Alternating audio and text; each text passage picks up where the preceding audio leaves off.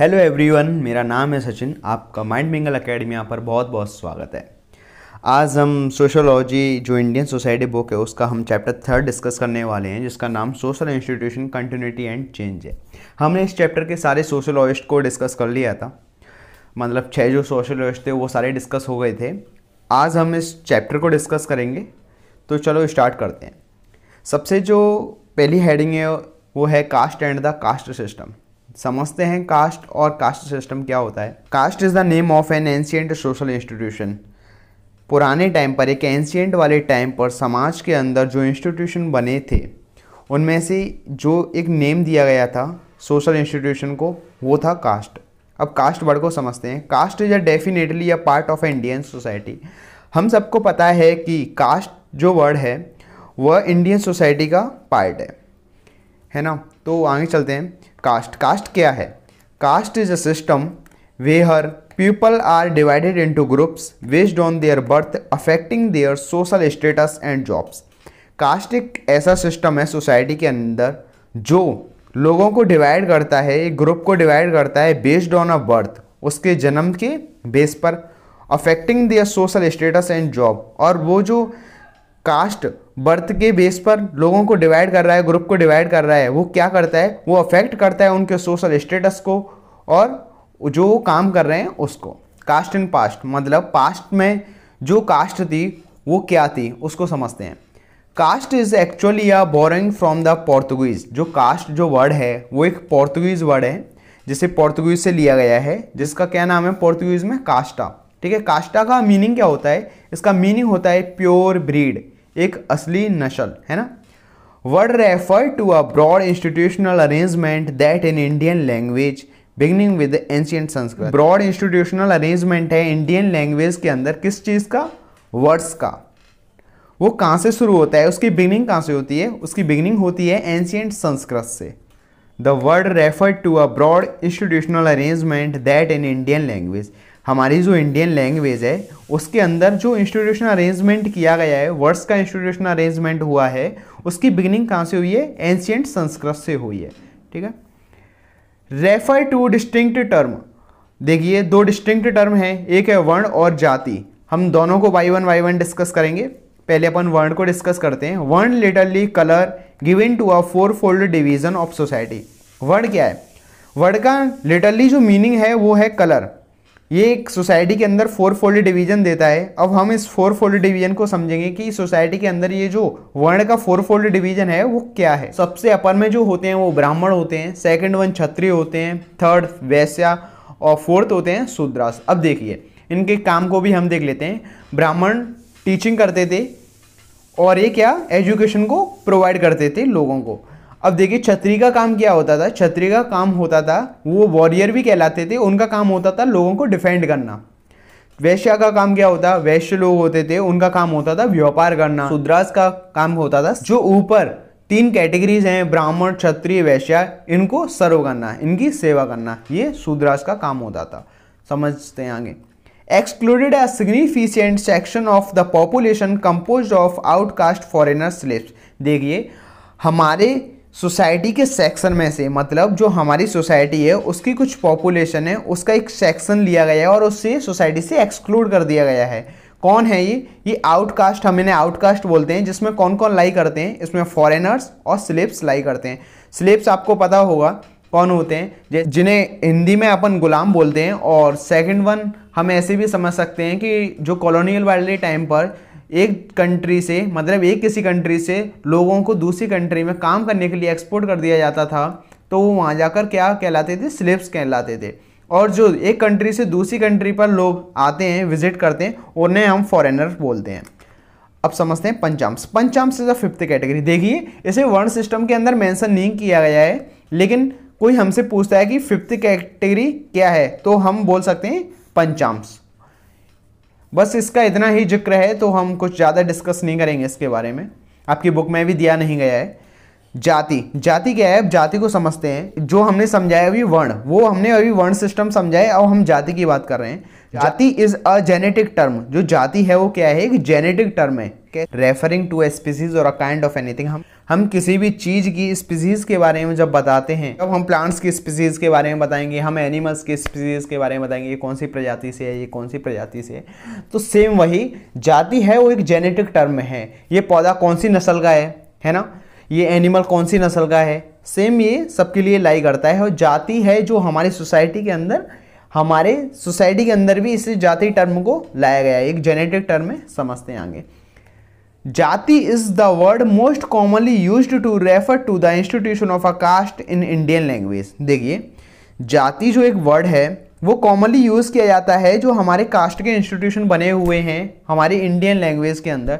देखिए, कास्ट बोलते हैं जो एक पोर्तुगीज वर्ड है, हम बोलते हैं किस कास्ट का है। अब यहाँ पे हम जाति बोल रहे हैं, ये एक इंडियन लैंग्वेज का वर्ड है, कास्ट को ही हम एक इंडियन लैंग्वेज में जाति बोल रहे हैं, है ना। इंडियन लैंग्वेज के जो स्पीकर्स हैं उन्होंने इंग्लिश वर्ड को यूज स्टार्ट किया तो उन्होंने जाति वर्ड को ही क्या बोल दिया, कास्ट बोल दिया। प्रिसाइज रिलेशनशिप बिटवीन वर्ण एंड जाति। देखिए, वर्ण और जाति के बीच में क्या रिलेशनशिप है, अब हम उसके बारे में डिस्कस करते हैं। Varna as a broad all India aggregative classification. देखिए, वर्ण क्या है, वर्ण एक broad all India aggregative classification है। अब ये एग्रीगेटिव क्या होता है, देखिए, एक बहुत बड़ी सोसाइटी, मतलब हम एक पूरी कंट्री की बात कर रहे हैं, आपकी अंडरस्टैंडिंग के लिए मैं आपको बता रहा हूँ कि हम एक पूरी कंट्री की बात कर रहे हैं। यहाँ पे हम क्या कर रहे हैं, वर्ण के बेस पर लोगों को डिवाइड कर रहे हैं। अभी हमने वर्ण सिस्टम को समझा, जैसे वो 4 कैटेगरीज में उन्हें डिवाइड किया गया है, ब्राह्मण, क्षत्रिय, वैश्य, शूद्र, है ना।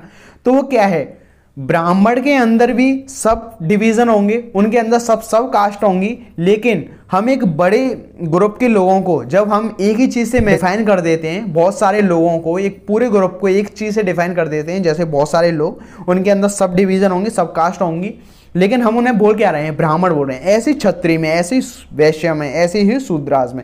तो एग्रीगेटिव क्लासिफिकेशन होता है, मतलब एक बड़े से ग्रुप को एक पर्टिकुलर नेम से डिफाइन कर देना, एक वर्ण सिस्टम से डिफाइन कर देना, है ना।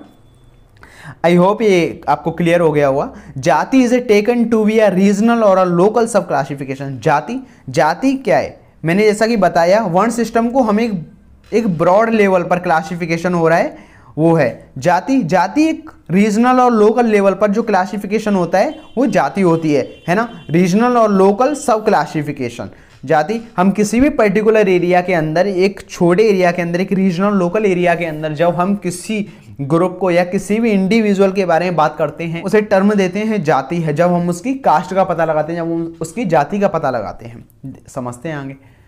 The 4 varna classification is common to all of India. जैसा कि अभी हमने डिस्कस किया कि पूरे एक इंडिया के अंदर 4 वर्ण क्लासिफिकेशन है, वो आपको पता है कौन सा है, ब्राह्मण, क्षत्रिय, वैश्य, शूद्र, है ना।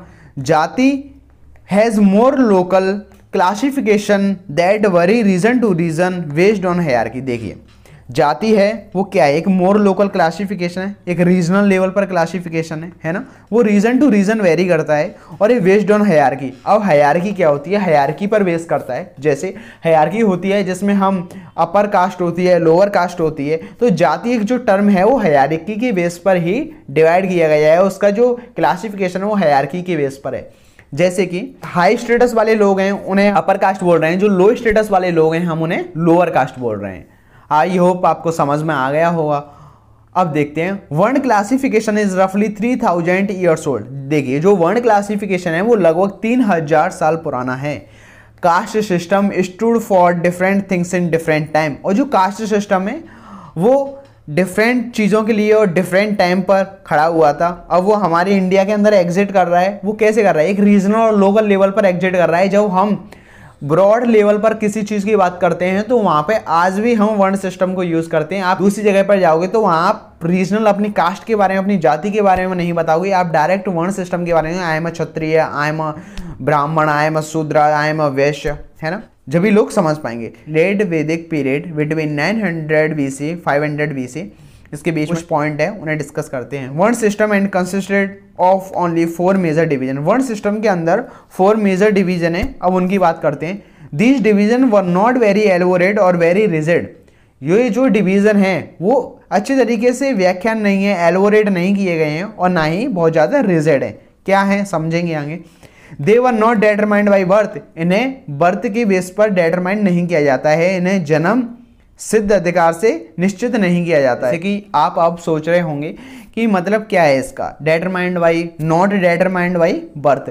देखिए, जब हमारा वर्ण सिस्टम एग्जिस्ट करता था, मतलब पुराने वाले टाइम को मैं डिस्कस कर रहा हूँ, तो वहाँ क्या होता था कि कोई भी क्षत्रिय है, ब्राह्मण है, शूद्र है, वैश्य है, वो बाई बर्थ डेटरमाइंड नहीं थे कि ये इस कैटेगरी के अंदर लाई करता है। अगर कोई शूद्रा की कैटेगरी के अंदर आता है, अगर वो टीचिंग दे रहा है किसी को, तो उस टाइम पर ब्राह्मण कहलाएगा। अगर वो किसी को डिफेंड कर रहा है तो वो वॉरियर कहलाएगा, वो क्षत्रिय कहलाएगा। अगर वही इंसान सेम किसी व्यापार को करने में लग जाता है तो उस टाइम पर वैश्य कहलाएगा। तो ये बाई बर्थ डेटरमाइंड नहीं थे, बाई ऑक्यूपेशन थे, है ना। वर्ण system determined by occupation, not by birth. आपको क्लियर हो गया होगा ये पॉइंट। अब हम इंपॉर्टेंट फीचर ऑफ कास्ट, मतलब कास्ट के जो इंपॉर्टेंट फीचर हैं उनके बारे में हम डिस्कस करेंगे। क्या है ये? Caste is determined by birth, born into the caste of its parents, one can never change one's caste, leave it or choose to join it। देखिए, कास्ट होती है, वर्ण सिस्टम बाई ऑक्यूपेशन था, not determined by birth. Caste है वो determined by birth, है ना। इसे जन्म के बेस पर ही डिफाइन कर दिया जाता है कि इस बच्चे की क्या कास्ट होगी। born into a caste of its parents, अगर कोई बच्चा अपने पेरेंट्स की कास्ट में born होता है तो उसकी कास्ट वही होगी जो उसके पेरेंट्स की होगी। One can never change once caste, और कोई भी अपनी एक कास्ट को चेंज नहीं कर सकता है। लीव इट, ना ही इसे छोड़ सकता है, और चूज टू ज्वाइन इट, और ना किसी और कास्ट को वो ज्वाइन कर सकता है। Endogamous marriage is restricted to member of the group, एक ही ग्रुप के मेंबर से शादी करना है हमारी जो कास्ट होती है उसमें रेस्ट्रिक्ट होता है। जो एंडोगेमस कैरेक्टर लाई करता है, टर्म लाई करता है, तो इसका मतलब होता है कि मेंबर ऑफ ग्रुप, एक ही ग्रुप के जो मेंबर हैं वो आपस में शादी नहीं कर सकते हैं। चलो आगे समझते हैं। Rules about food, food sharing, what kind of food may और मे नॉट बी ईटन। अब ये भी इसमें बताया जाता है कास्ट में जो इंपॉर्टेंट फीचर हैं कि हमें किसके साथ खाना शेयर करना है, किसके साथ बैठकर खाना है। What kind of food may और मे नॉट बी ईटन, हमें किस प्रकार का खाना खाना है और किस प्रकार का खाना नहीं खाना है। Who one may share food with also specified, ये जो अभी बताया, फूड शेयर किसके साथ करना है और किसके साथ नहीं करना है। Caste arrange in hierarchy of rank and status, caste को hierarchy of rank and status, मतलब रैंक और स्टेटस के बेस पर उसे अरेंज किया गया है। किस बेस पर समझते हैं। Every caste has a specified place in the hierarchy of all caste, जो जितनी भी कास्ट हैं उन्हें हायरार्की के अंदर एक प्लेस डिफाइन किया गया है, उन्हें एक स्पेसिफाइड प्लेस दिया गया है। क्या है? Caste also involve subdivision, हर कास्ट के अंदर क्या होता है, जैसा कि अभी मैंने बताया था आपको, सब डिवीजन होता है, उसके अंदर सब कास्ट होती हैं और उसके अंदर सब कास्ट होती हैं।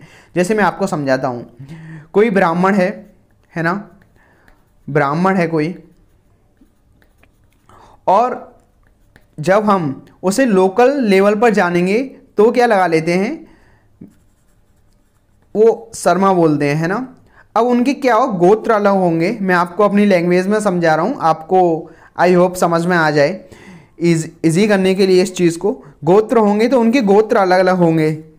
अब जितने भी गोत्र के लोग हैं वो एक लोकल लेवल पर अपने आप को शर्मा बोल रहे हैं, और जब वो वर्ण सिस्टम में बात करेंगे तो अपने आप को क्या बोलेंगे, ब्राह्मण बोलेंगे। तो ये क्या हो गया, ये सब कास्ट हो गई, ये सब कास्ट हो गई, और ये है जो सब डिवीज़न हो गया, है ना। ये वर्ण सिस्टम है, लेकिन मैं आपको कास्ट को समझाने के लिए इस चीज़ का एक्सप्लेनेशन आपको दे रहा हूँ, है ना। This is refer to as a segmental organisation, हम डिवीजन को हम क्या बोलते हैं, सेगमेंटल ऑर्गेनाइजेशन बोलते हैं। Caste could only practise the occupation associated with that caste, caste वही ऑक्यूपेशन प्रैक्टिस कर सकती थी जो उसकी कास्ट के साथ एसोसिएट है। मतलब अब देखिए, यहाँ पे जब हम वर्ण सिस्टम की बात करते हैं तो ब्राह्मण का काम था केवल टीचिंग देना, और जब हम क्षत्रिय की बात करते हैं उनका काम था लोगों को डिफेंड करना। शूद्रास का काम था, जो ऊपर वाली 3 कैटेगरीज है उन्हें सर्व करना। वैश्य का काम था व्यापार करना। तो वो क्या था, ऑक्यूपेशन डिफाइन था। वर्ण सिस्टम के अंदर आप लाई करते हो, आप ये काम करोगे। जो आपकी कास्ट है वो आपके ऑक्यूपेशन से एसोसिएट है, तो ऑक्यूपेशन भी क्या है, हेरिडिटरी है। आपकी कास्ट भी हेरिडिटरी है, ऑक्यूपेशन भी हेरिडिटरी है। कोई अपर कास्ट वाला एक छोटे काम नहीं कर सकता। Prescribed rules found in ancient scriptural text were not always practice. देखिए, कुछ रूल्स हैं कास्ट के जो हमारे स्क्रिप्चरल टेक्स्ट है उनमें लिखे हुए हैं, एंशिएंट स्क्रिप्चरल टेक्स्ट के अंदर, वर नॉट ऑलवेज प्रैक्टिस, लेकिन उन्हें हमेशा प्रैक्टिस नहीं किया जाता है। समझते हैं क्या है? Caste was a very unequal institution. जैसा कि हमें पता है कास्ट बहुत ही अनइक्वल इंस्टीट्यूशन है। कैसे अनइक्वल इंस्टीट्यूशन है? कुछ लोगों को हमारी सोसाइटी के अंदर अपर स्टेटस दे दिया गया है, तो उनका क्या है, पहले से ऑक्यूपेशन भी एसोसिएट होता है इन हायरार्की टर्म, तो उनके पास लैंड ओनर होते हैं। और जो लो कास्ट के, लो स्टेटस वाले लोग होते हैं, वो क्या है, एज अ लेबरर ही काम करते रहते हैं। अनइक्वल इंस्टीट्यूशन के अंदर लाई करता है। कुछ लोग तो अच्छी राजाशाही जिंदगी जी रहे हैं, कुछ लोग लेबरर की तरह जिंदगी जी रहे हैं, लेकिन अधिकार है वो दोनों का इक्वल होना चाहिए। Caste became rigidly determined by birth. जो कास्ट है उसे कैसे डिटरमाइन किया जाता है? By birth. कैसे? Upper caste person would always have a high status. जो अपर कास्ट के लोग होते हैं उनके पास हमेशा क्या होता है? हाई स्टेटस होता है। Lower caste person would always be low status. और लोअर कास्ट के लोग होते हैं उन्हें हमेशा लो स्टेटस की कैटेगरी में देखा जाता है। Caste system can be understood the combination of two set of principle. दो सेट ऑफ प्रिंसिपल हैं कास्ट सिस्टम के, जिससे हम कास्ट सिस्टम को समझ सकते हैं। देखिए समझते हैं। पहला है आपका difference and separation. Difference and separation. Second one is holism and hierarchy, है ना। अब हम डिफरेंस एंड सेपरेशन को डिस्कस कर रहे हैं। Every other caste, many of the scripture rules of a caste are thus designed to prevent the mixing of caste. देखिए अलग अलग जो कास्ट हैं, प्रत्येक कास्ट के स्क्रिप्चरल जो रूल्स हैं वो अलग अलग हैं। उन्हें कास्ट के तरीके से ही डिजाइन किया गया है, और वो दूसरी जो अलग कास्ट हैं उनमें मिक्स होने से उन्हें क्या करता है? प्रिवेंट करता है। देखिए जैसे लोअर कास्ट है, अपर कास्ट है, उनके जो स्क्रिप्चर रूल्स हैं, रिचुअल्स फॉलो करने के, जो उनकी मैरिज प्रैक्टिस होती हैं, उन सारी चीज़ों को फॉलो करने के सबके स्क्रिप्चर रूल्स हैं वो सबके अलग हैं। इसी वजह से हर कास्ट एक दूसरे से अलग हो जाती है। तो इस पहला हो गया डिफरेंस एंड सेपरेशन। कैसे हो रहा है? डिफरेंस इस वजह से आ रहा है कि उनके स्क्रिप्चर रूल अलग हैं, इसी वजह से उनका क्या हो जाता है? सेपरेशन हो जाता है। The societal whole or system is a hierarchical rather than egalitarian system। देखिए जो पूरा सिस्टम है वो कैसा है? इज अ हायरार्किकल है rather than egalitarian। देखिए egalitarian क्या होता है? जो सोसाइटी के अंदर सारे लोग एक समान हो, लेकिन नहीं, ये क्या है? हायरार्किकल है। हायरार्किकल क्या है? मतलब अपर कास्ट, लोअर कास्ट, अपर स्टेटस, लोअर स्टेटस, पूरी सोसाइटी को डिवाइड कर दिया गया है। किस बेस पर? हायरार्की के बेस पर। Hierarchical ordering based on purity and pollution. Hierarchy है वो किस बेस पर डिवाइड करती गई है? प्योरिटी और पॉल्यूशन। जैसे प्योर है वह हाई स्टेटस, इम्प्योर है वह लो स्टेटस। जो प्योर लोग हैं उनके पास हाई स्टेटस है, किस कास्ट से बिलोंग करते हैं? अपर कास्ट से बिलोंग करते हैं। जो इम्प्योर हैं उनके पास लो स्टेटस है। कैसी कास्ट से बिलोंग करते हैं? ये लो कास्ट से बिलोंग करते हैं। तो यही है, यहाँ पे हम होलिज्म को समझा, है ना। हायरार्की बड़ा वो यहाँ क्लियर हो जाता है। हायरार्की क्या है? प्योरिटी और पॉल्यूशन के बेस पे सोसाइटी को डिवाइड कर देना। इसके बाद अभी कास्ट का ही एक और पार्ट है वो रह गया है, उसके बाद हम ट्राइब वाला पढ़ेंगे। ये चैप्टर लगभग 6-7 पार्ट में कंप्लीट हो जाएगा। काफ़ी अच्छे तरीके से क्रिप्स नोट्स के साथ ऐसे बताया गया है। आई होप आपको ये समझ में आ गया होगा। और कमेंट बॉक्स खुला हुआ है, आपको कोई भी प्रॉब्लम हो तो आप हमें मेंशन कर सकते हैं, हमें बता सकते हैं। जब तक के लिए जय हिंद। मिलते हैं नेक्स्ट पार्ट के साथ। खुश रहिए, मस्त रहिए, चिल करिए।